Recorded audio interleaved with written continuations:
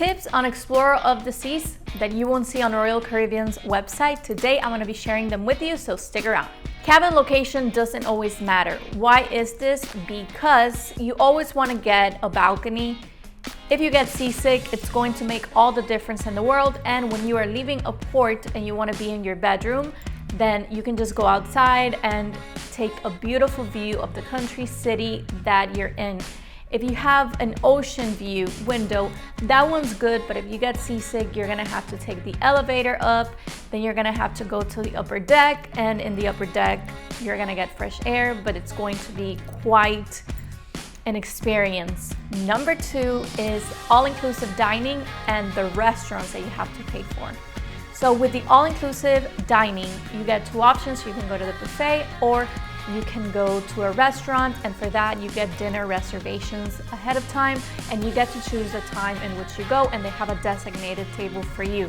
Most of the time they've told us that that table is set in stone and that's where we have to sit all the time, but it's happened that they've allowed for us to sit someplace else. For example, when we go for lunch, we don't always sit at the same spot, and like once or twice for dinner, they allowed for us to sit elsewhere. If you want to go to a restaurant where you have to pay, just know that it's the same food. And I know this because from experience, I can tell you, for my birthday, we went to a steakhouse in Explorer of the Seas, and the same food that they were serving in the main diner, they had it there. The only time when I noticed that the food was completely different was in the UAE when we went on Jewel of the Seas. They had an excursion in the actual cruise, and one of those excursions included that you would get a meal of your choice, actually several meals. You would pay for it and they would give you a tour of the kitchen and so on and so on. And there the food was completely different. They gave us a risotto. It was just like out of this world. And that's the only time when I've noticed that the food is different. Number 3. Hidden free coffee and snacks completely free. So Cafe Promenade has all that you need, and this is located in that big hallway that you can overlook when you're going to your bedroom, depending on where you're staying.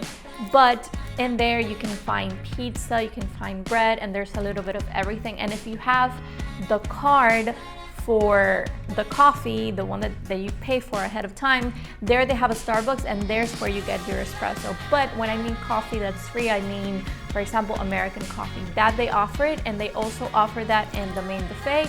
And if you are in the diner, I believe they also give it to you. I'm not sure about that one, but I believe so, because one time I asked for an espresso there and they brought me an espresso, but I know that was American coffee because I know my espresso, so keep that in mind. Number 4. Now I want to talk about shore excursions. And shore excursions, if you book them through Royal, it's going to cost you more money. You do want to book ahead of time because they do get full very easily, and if you wait until you are going on the actual cruise, then you're gonna be just wondering, oh my god, there's only one seat left and I'm with someone else, so most likely you're gonna have to skip that one. What you can do is that you can call Royal directly and they might be able to help you. They helped us one time in the past cruise with one of the excursions I did. If you want to just explore the ports on your own, that's also a lot of fun, but it also depends, like if you like museums or if you like catamarans and you love exploring by the water, then that's your call. But I think if you do like an itinerary ahead of time and you know what the city is all about, you can do that. The pros of going with Royal is that they have the transportation available, and then they have a guide, so in the bus they're explaining everything and they drop you off. And when you're running the numbers, just keep in mind, okay, if I do it with Royal, this is how much I'm gonna pay, but if I do it on my own, it's gonna be close to what I'll be paying. You can also find people who will offer the same services cheaper for the excursions, but just know that if you're late, Royal waits for you. If you're doing it with someone else, they leave and then you have to find your way to the next port. No bueno. Number 5 is reservations. So some shows fill up quickly, so if you don't have reservations, then obviously, well, you're not gonna be able to see the show. Most things on the cruise, you're gonna need a reservation.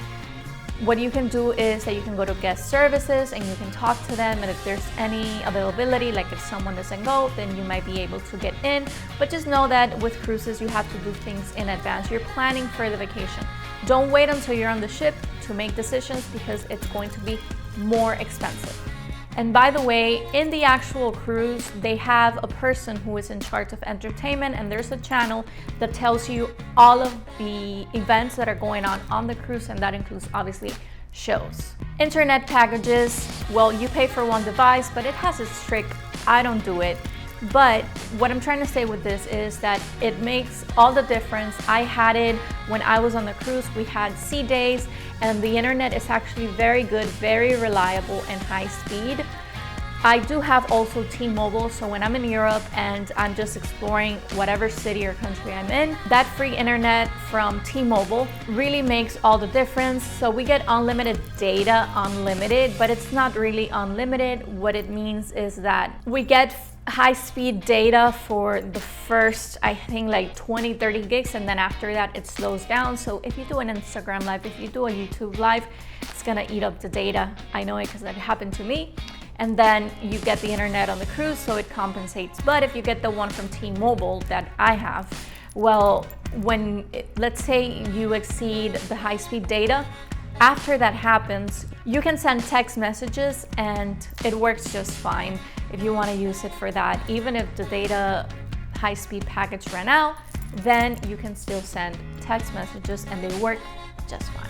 So the drink packages, I want to talk about alcohol, and then I want to talk about non-alcohol. So if you get the drink package for alcohol, well, it really depends on how much you drink, and if you drink a lot every day, then it might be worth it for you. If not, then you can save that money and spend it someplace else, in the cruise or on the excursions. But let's say you want to get the drink package, for example, the soda package.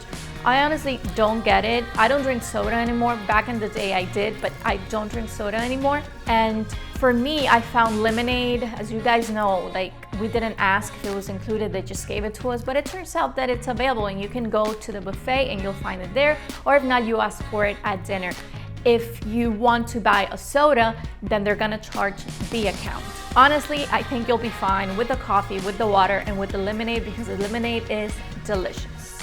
Number 8, which also has to do with the events that go on. Well, it's events that go on the cruise. So there are a lot of things that you can do on the cruise. There are events that you can attend. They have karaoke in most cruises. For example, in Explorer of the Seas, they had an arcade. They had a basketball court where people could also not only play basketball, but tennis as well. They had a rock climbing wall, and they had a pool, and it's honestly like a lot of fun. It just depends on what you want to do. But I think if you're gonna spend a day at sea, most certainly you should check out these services. Explorer of the Seas also had a spa and also had a gym.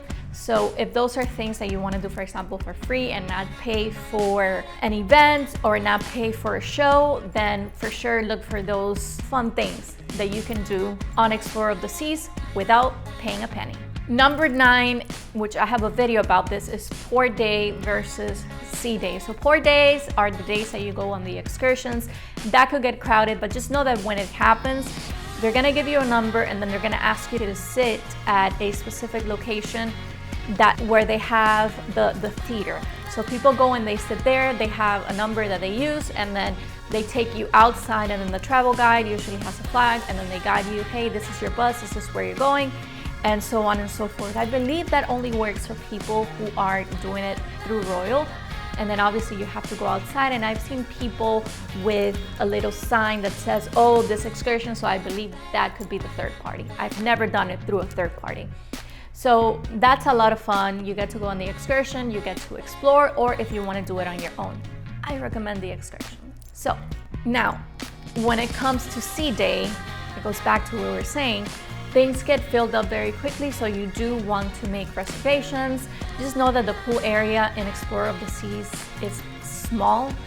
Small by me saying that the chairs around get filled up very quickly, and it's a lot of fun. They had games going on, they have live music going on. It's a lot of fun, but if you're going, just go early and save your spot, because it does get very, very crowded, especially on sea days. But it's a lot of fun. When you're on a cruise, even if you are on port day or on sea day, you're gonna have the best time of your life. Disembarking day. So when you disembark, just know that you have the options of leaving your bags outside of your room. I believe you leave them the night before you disembark, like at 11, you leave your stuff there. And then what they do is that they take it downstairs, and then you don't have to drag anything. They allow people to disembark, they give you a number, and then when they call that number, then you're allowed to obviously go downstairs, you pick up your bags, and then you go on the bus. Usually Royal Caribbean, for us, they offered for us to be taking from Ravenna, Italy to Venice, because Explorer of the Seas does not leave from Venice. There's no port that they leave from in Venice. Instead, you gotta go to Ravenna, and they do provide transportation for that. They do make a stop, a technical stop, and there's an area where they have food, and it's honestly a lot of fun. So I hope that these tips helped you. I want to welcome so many of you to my channel. I'm very excited. I really want to get to 30,000 subscribers, and I'm just beyond grateful. I also have Instagram if you guys want to follow me there, and I have a TikTok account. I'm going to be linking it down in the info box. With that being said, if you want to see the Royal Caribbean cruise of Explorer of the Seas, we basically went to Italy, Greece, and Croatia. I have those videos there. You'll also find the excursions, and it's going to be a lot of fun for you guys to watch and learn everything before heading on the cruise. I'm gonna end the video right here. Thank you so much for watching, and I will see you next time.